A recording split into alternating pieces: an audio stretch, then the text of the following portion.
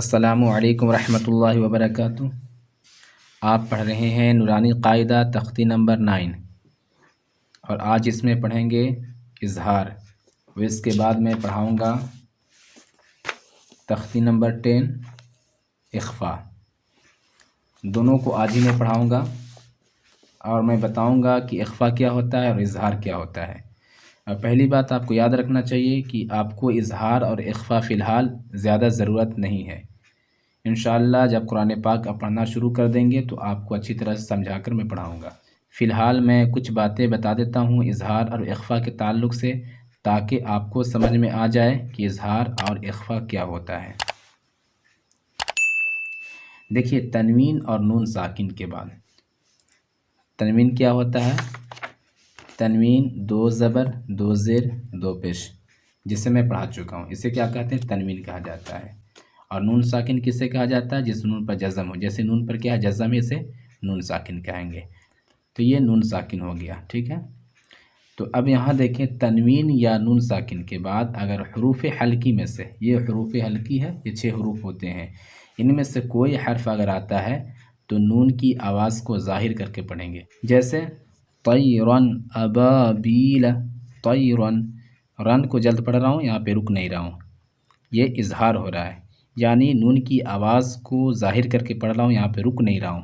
جیسے نون کی آواز کو میں چھپا کر پڑھوں تو اس طرح پڑھائے گا طیرن ابابیل، تو طیرن یہ غلط ہو جائے گا، صحیح کیا ہوگا؟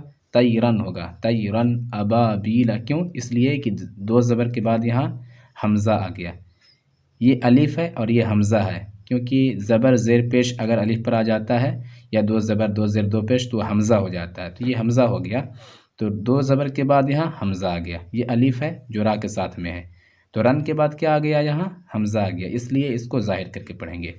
اب دیکھیے اخفاء کیا ہوتا ہے۔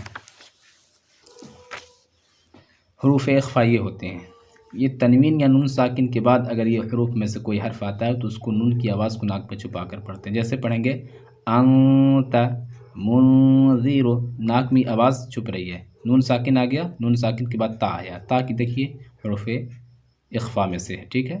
اسی طرح نون ساکن ہے، نون ساکن کے بعد یہاں ذال آ گیا، ذال بھی حروف اخفاء میں سے ہے۔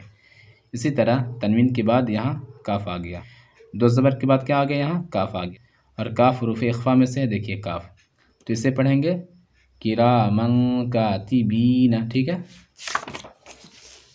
تو آپ کو سمجھ میں آ گیا ہوگا کہ اخفاء کیا ہوتا ہے اور اظہار کیا ہوتا ہے۔ آپ کو فی الحال اس کو زیادہ دھیان نہیں دینا ہے، آپ کو صرف پڑھنے کی کوشش کرنی ہے، قرآن شریف کس طرح پڑھنا ہے۔ اس کے بعد انشاءاللہ جب قرآن شریف پڑھنا شروع کر دیں گے تو آپ کو اس کے تعلق سے اچھی طرح سے بتاؤں گا۔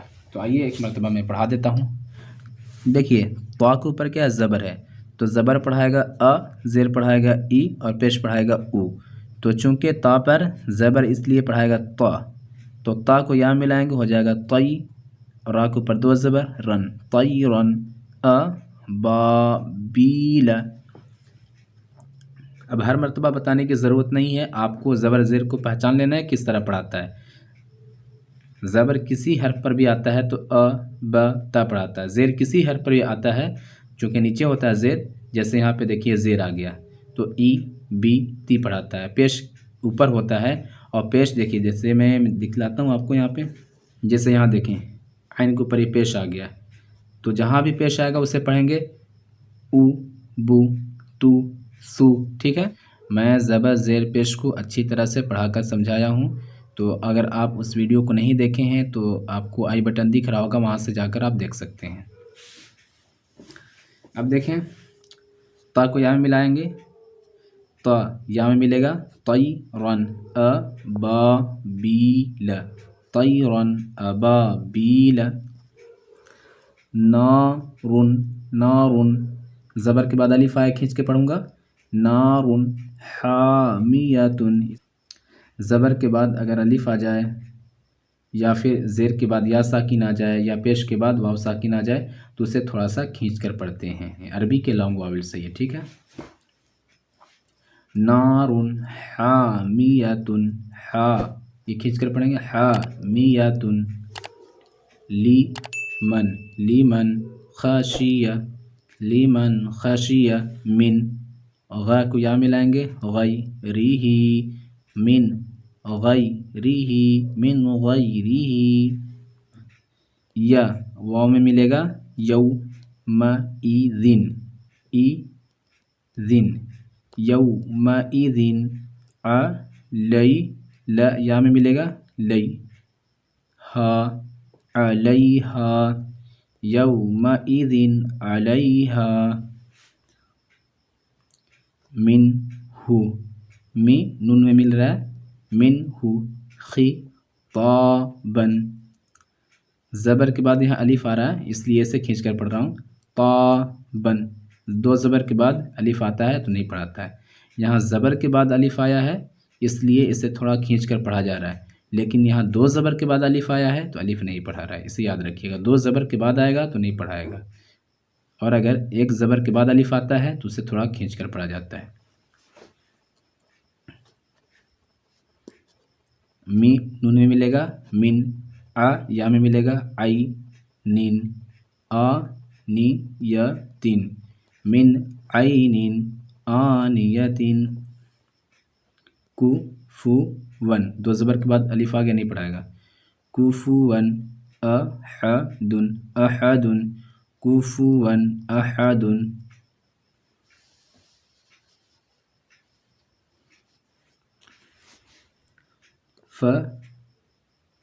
نون میں ملے گا من، فمن،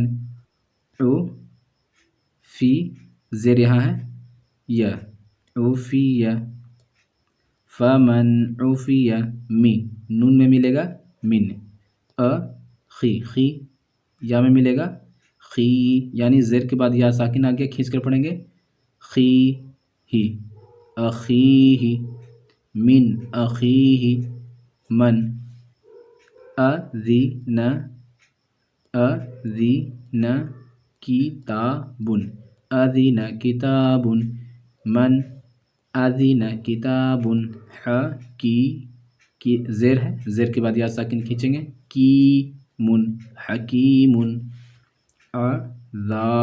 زبر کے بعد الف آ گیا، عذاب عذاب، لی کے بعد یا ساکن یعنی زیر کے بعد یا ساکن کھینچیں گے، غلیظ، زبر کے بعد الف، حاسد، اذا حسد، طیرا ابابیل، نار حامیۃ، لمن خشی من غیرہ یومئذ علیہا منہ خطابا، من عین آنیۃ کفوا احد، فمن عفی من اخیہ، من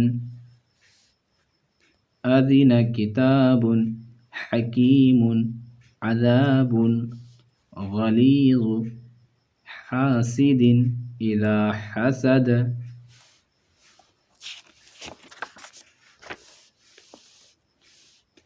تختی نمبر 10،